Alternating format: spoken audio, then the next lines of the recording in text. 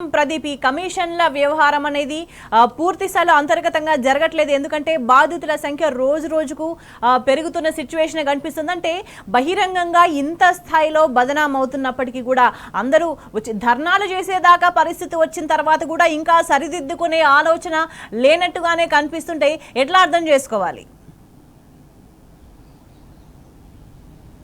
ప్రధానంగా వచ్చేటువంటి ఆరోపణలకు సంబంధించి దృష్టి సారించాలి. ముఖ్యమంత్రి రేవంత్ రెడ్డి సైతం సమీక్ష నిర్వహించి ఏ రకంగా ముందుకు పోవాలి, ఏ మేరకు బిల్లులు చెల్లించాలి, ఏ ప్రాతిపదికన బిల్లులు చెల్లించాలి, దానికి సంబంధించి ఒక సిస్టమ్ అయితే పెట్టి ఉండాలన్నటువంటి చర్చ అయితే ఉంది. ఆ రకంగా కొంత ఇప్పుడు ఎమ్మెల్యేల నుంచి వస్తున్నటువంటి ఒత్తిడి కారణంగా ప్రతి నియోజకవర్గానికి 5 కోట్లకు సంబంధించినటువంటి బిల్స్, వారు చెప్పినటువంటి బిల్స్ ఇచ్చేటువంటి టోకెన్ల నెంబర్ ఆధారంగా క్లియర్ చేస్తా ఉన్నారు. అయితే ఇది ఎమ్మెల్యేలకు సంబంధించినటువంటి అంశం. కానీ గ్రామ పంచాయతీల్లో పనులు చేసి వారు అప్పు తెచ్చి పనులు చేసి పెద్ద ఎత్తున వాళ్ళైతే చాలా వరకు బిల్లుల కోసం ఎదురు చూస్తున్న పరిస్థితి కనిపిస్తూ ఉంది.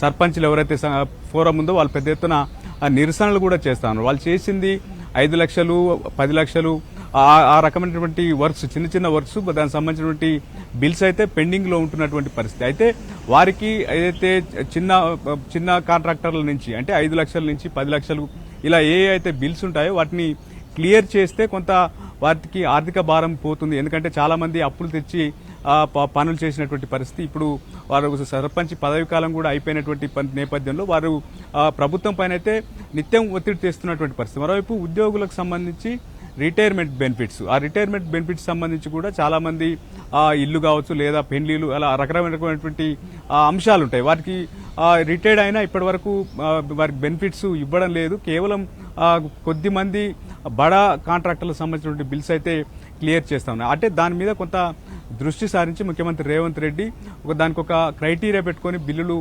ఎప్పటికప్పుడు క్లియర్ చేయడంతోనే సమస్య పరిష్కారం అవుతుంది. ఆ రకమైనటువంటి దృష్టి సారించాల్సినటువంటి అవసరం ఉందనేటువంటి చర్చ జరుగుతూ ఉంది. అయితే ఓపెన్ గా ఈ రకమైనటువంటి ఆరోపణలు వస్తున్న నేపథ్యంలో ఇప్పటికైనా కాంగ్రెస్ ప్రభుత్వం సమీక్షించుకొని అటువంటి ఆరోపణ రాకుండా కొంత చర్యలు తీసుకుంటే బాగుంటుంది అన్నటువంటి వాదన సొంత పార్టీలో కూడా వ్యక్తమవుతున్నటువంటి పరిస్థితి. అంటే మన వాళ్ళు పరాయి వాళ్ళు అని కూడా ఎక్కడ కన్సిడర్ చేయకుండా అందరి నుంచి కమిషన్లని వసూలు చేయడం వల్లనే పరిస్థితి మరింత తీవ్రమైంది అనే ఒక వాదన కూడా నడుస్తుంది. ప్రదీప్, అదే ఆ రకమైనటువంటి చర్చ ఉంది కాబట్టి ఇప్పటివరకు నేను చెప్పినటువంటి అంశం ప్రధానంగా ఒక ముఖ్యమంత్రి రేవంత్ రెడ్డి ఇన్వాల్వ్ అయ్యాల్సినటువంటి అవసరం ఉంది. ఏ శాఖకు సంబంధించినటువంటి వారే ఆ శాఖకు సంబంధించిన వ్యవహారాలు చూడకుండా ముఖ్యమంత్రి ఓవరాల్ గా సిచ్యువేషన్ మానిటరింగ్ చేసి పరిస్థితిని ఏ రకంగా చక్కబెడితే ఈ వచ్చేటువంటి ఆరోపణలు ఏవైతే ఉన్నాయో ఆ ఆరోపణలు క్రమంగా తగ్గించుకోవాల్సినటువంటి అవసరం ఉంది. ముఖ్యంగా సొంత అంటే పార్టీకి సంబంధం లేకుండా ఏదైతే కాంట్రాక్టర్ ఉంటారో ఆ కాంట్రాక్టర్ బిల్లు ఎప్పుడు పని ఎప్పుడు పూర్తయింది, టోకెన్ ఎప్పుడు జనరేట్ అయింది, ఎప్పటి వరకు ఇవ్వాలి, ఇటువంటి అంశాల వారీగా సమీక్షించుకొని ముందుకు పోతే తప్ప ఈ ఓవరాల్ గా వచ్చేటువంటి ఆరోపణలకు ఏదైతే ఎండ్ కార్డు పడేటువంటి పరిస్థితి లేదు. ఎందుకంటే చాలా మంది ఏండ్లకేండ్లుగా పనులు చేశారు, టోకెన్లు ఎప్పుడో జనరేట్ అయి ఉన్నాయి, కానీ అక్కడ క్లియరెన్స్ అయితే అయితలేవు. క్రమంగా ఆర్డర్ ప్రకారం క్లియర్ అయినా ఇటువంటి ఆరోపణలకు వచ్చేటువంటి అవకాశం లేదు. కానీ ఆ రకంగా అవ్వడం లేదు. ఏదైతే ఇన్ఫ్లుయెన్స్ కావచ్చు లేదా కమిషన్ కావచ్చు ఆ రకమైనటువంటి అంశాల వారికే